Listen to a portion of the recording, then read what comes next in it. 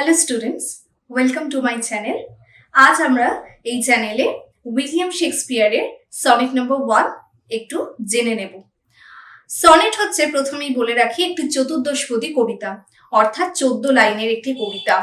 সাধারণত যে কটি সনেট আমরা জানি, সেই সনেটসের প্রথম 8 লাইন এবং পরের 6টা লাইনে কিন্তু সনেট বিভক্ত। এই প্রথম 8 লাইনকে বলা হয় অক্টেভ এবং শেষের 6 লাইন সেস্টেট। কিন্তু উইলিয়াম শেক্সপিয়ার আমাদের সনেটের একটি অন্য রকম ধারায় দিয়ে গেছেন, সেটা হচ্ছে কোয়াট্রেন্স। 3টে কোয়াট্রেন্সে ভাগ করা, অর্থাৎ 12 লাইন এবং শেষের 2 লাইন অর্থাৎ কাপলেট। এইভাবে তিনি কিন্তু আমাদের সনেট দিয়ে গেছেন। উইলিয়াম শেক্সপিয়ার টোটাল 154 খানা সনেট লিখেছেন। তার মধ্যে প্রথম 1 থেকে 126 খানা সনেট তিনি একটি ফেয়ার ইউথকে উদ্দেশ্য করে লিখেছিলেন, যাকে আমরা মিস্টার WH হিসেবেই চিনি। কিন্তু পরবর্তী 127 থেকে 152 খানা সনেট তিনি একজন ডার্ক লেডিকে ডেডিকেট করে লিখেছিলেন। তারপরে শেষের যে দুটো সনেট, অর্থাৎ 153 এবং 154, সেই সনেটের কিন্তু আজও অবধি কোনো হদিশ পাওয়া যায়নি। তো চলুন বিস্তারিত আলোচনা আমরা করে নিই। তাহলে শুরু করছি। উইলিয়াম শেক্সপিয়ারের লেখা প্রতিটি সনেটের নামই কিন্তু সনেটগুলোর প্রথম লাইন থেকেই ধার্য করা হয়।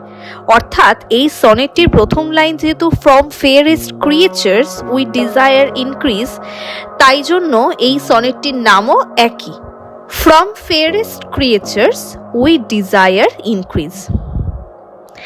এখানে উইলিয়াম শেক্সপিয়ার এই লাইনটা দিয়ে বোঝাতে চেয়েছেন যে সুন্দর লোকের সংখ্যা সবসময় বৃদ্ধি পাক।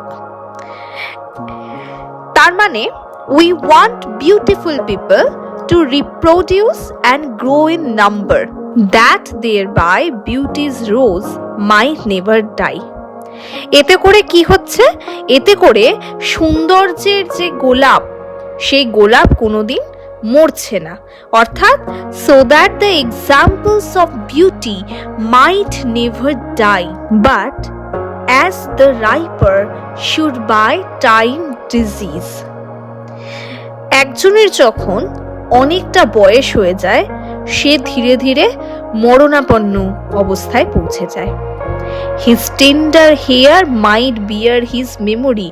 তখন সেই সুন্দর মানুষ যে কিনা মরণাপন্ন, তার বাচ্চারাই পরবর্তীকালে তার স্মৃতি বা তার সৌন্দর্যটাকে বহন করে নিয়ে চলে।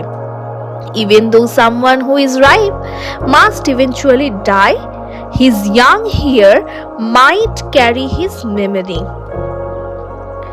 But thou contracted to thine own bright eyes. কিন্তু তুমি নিজের সৌন্দর্যে নিজেই সীমাবদ্ধ। তুমি নিজের সৌন্দর্যতে তুমি নিজেই অহংকার বোধ করছো। Feedest thy light's flame with self-substantial fuel. এবং তুমি তোমার সৌন্দর্যে নিজেই প্রজ্বলিত। তুমি এই সৌন্দর্য কারোর সঙ্গে ভাগ করে নিতে চাইছো না, ফলে making a famine where abundance lies, যেখানে তোমার যদি সংসার সন্ততি হতো, সেখানে সৌন্দর্য কিন্তু পৃথিবীতে প্রচুর পরিমাণে রয়ে যেত। কিন্তু তুমি যেহেতু সেটা চাইছো না, ফলে অ্যাবান্ডেন্স, যেটা মানে সৌন্দর্যের প্রাচুরতা, সেখানে কিন্তু একটা ফেমাইন মানে একটা অভাব দেখা দিচ্ছে। সেই অভাবটা তুমি ক্রিয়েট করছো। দাই সেলফ দাই ফো, টু দাই সুইট সেলফ টু ক্রুয়েল। তুমি নিজেই নিজের শত্রু। You are your own enemy.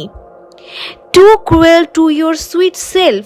তুমি এত মিষ্টি, কিন্তু তোমার মিষ্টতার প্রতি তুমি এতটা নির্দয়। Thou that art now the world's fresh ornament. কিন্তু তুমি হয়তো জানো না, তুমি এই বিশ্বের একজন অর্নামেন্ট, ফ্রেশ অর্নামেন্ট, একটা অলংকার। যেহেতু তুমি সুন্দর মানুষ, একজন সুন্দর মানুষই এই বিশ্বের অলংকার। And only herald to the gaudy spring. এবং একটা গডি স্প্রিং অর্থাৎ একটা বসন্ত, যেই বসন্ত নিজেকে নিয়ে সর্বদা অহংকার দেখায়, সেই বসন্তের থেকেও তুমি সুন্দর। উইদিন দাইন ওন বাড বারিয়েস দাই কন্টেন্ট, এবং তোমার নিজের ভেতরে একটা কুড়ি রয়েছে, একটা ফুলের কুড়ি, যেটাকে তুমি কবরে চেপে রেখেছো, যে সৌন্দর্যটাকে তুমি ফুটতে দিচ্ছ না।